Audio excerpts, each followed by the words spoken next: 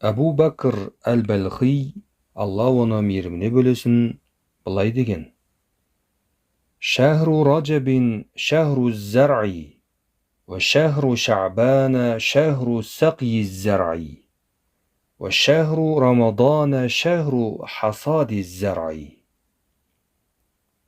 Ережеп айы егін егу айы, Шағбан айы егінді суғару айы, ал Рамазан айы өнімді жинау айы.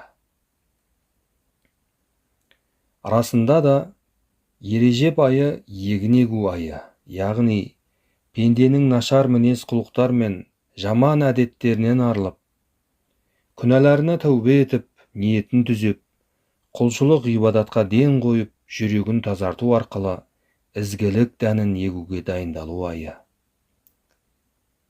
Ал Шағбан айы егінді суғару айы, яғни пенденің егілген ізгі амалдарды көз жасымен, нәпіл оразалармен, нәпіл намаздармен, зікірмен және дұғамен нәрлендіріп, рухын шыңдау айы.